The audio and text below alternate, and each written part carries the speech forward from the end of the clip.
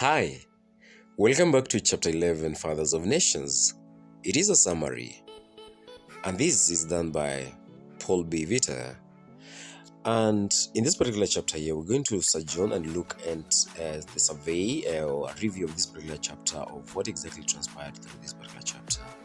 And again, good students, this really comes even as the very many requests to do this particular chapter. Your cries were heeded, and here we are. Buckle up, brace up for this particular bumpy ride. Of course, it's not going to be that long. In case you're coming across this particular work, it's your first time, a good friend of yours referred you to these.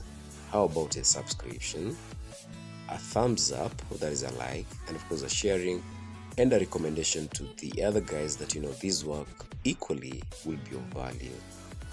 Buckle up and let's get into it.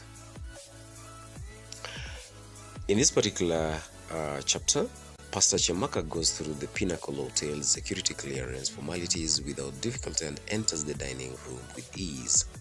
According to the program, heads of state should have had a small dinner at the Pinnacle Hotel the day before the real banquet at the last day of the summit. That small dinner at the Pinnacle Hotel dinner was cancelled without explanation, so Chemaka's intended plan to meet his president and ask him about Way Omega failed. Chemaka's mobile phone rings. He picks it up. The caller on the other end is in jovial mood. It is the guide calling. The guide informs Pastor Chemaka that he has scheduled a meeting that is soon to bring together Chemaka and 4 other people alongside the guide.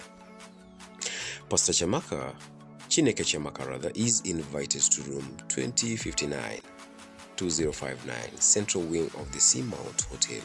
This is the room where the guide is. Meanwhile, as Comrade Melusi is in bed flat on his back, daydreaming about his late wife Ziliza, and reaches for his wallet and pulls out her photograph, his mobile phone rings. He answers. The caller reminds Melusi how he almost failed the security test when the security officers nearly uncovered him. Comrade Melusi is also invited to the very meeting in an hour's time without fail. Comrade Melusi returns to the wife's photograph. In an apostrophe, he promises his late wife photograph rather that he will see to it that the person who killed her shall die to underscore this promise. He rises on his feet, stands at attention, executes a wobbly salute, and intones an oath. The following day, he swears that he will have revenge. In the meantime, as Professor Kimani is brushing his teeth, ready in for bed, the mirror before him shows that he was loose everywhere. His belly hangs over his belt like a half-empty sack. Loose. He tries to suck it in. It stays put. His face that wrinkles like a dry prune. Loose. The folds of his skin rain on the left and right of his nose down to the left and right side of the mouth. Loose. He tried to smile them away. They refused to leave. The flesh under his chin hangs and shakes loose. Was getting old, a process of wholesale loosening. His mobile phone interrupts his analysis. Professor Kimani is invited in an hour's time alongside others to room 2059, Central Wing of the Seamount Hotel. Elsewhere, Engineer Tahir is all set to turn in. His phone rings while he is still engrossed in his thoughts about his eye. The caller had left a note for Engineer Tahir about an hour ago.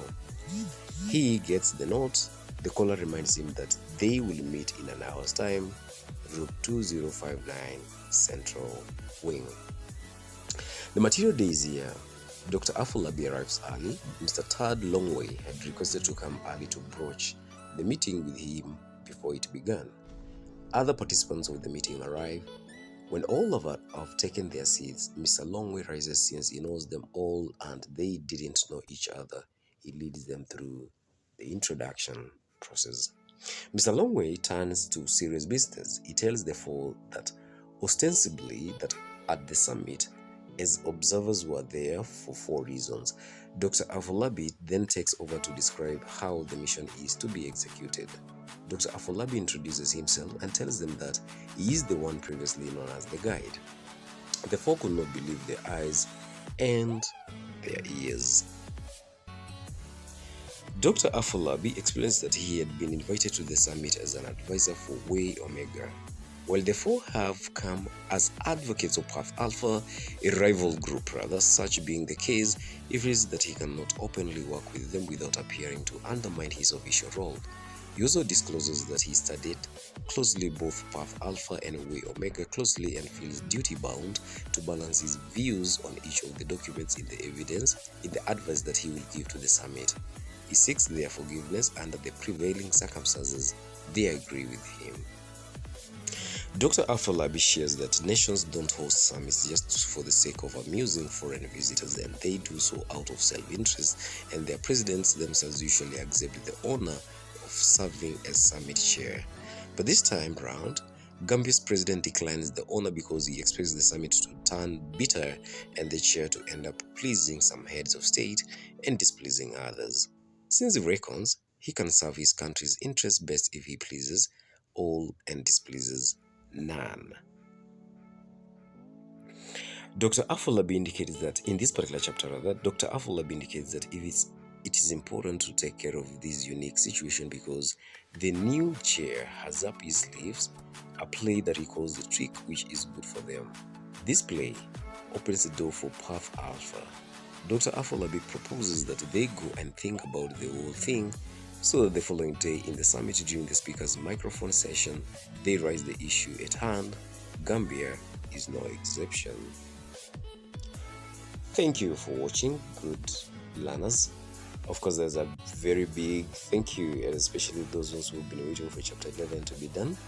Good learners, there it is, you have it. I would suggest that you pause across the video and those slides, take in what is important, the epic moments, the key moments, the main events, and even as you're trying to make it easy on your way. Above all, I still want just to leave you with that particular reminder that give it a share, give it a thumbs up. All those three, they'll do make good. And until we meet next time round, cheers for now.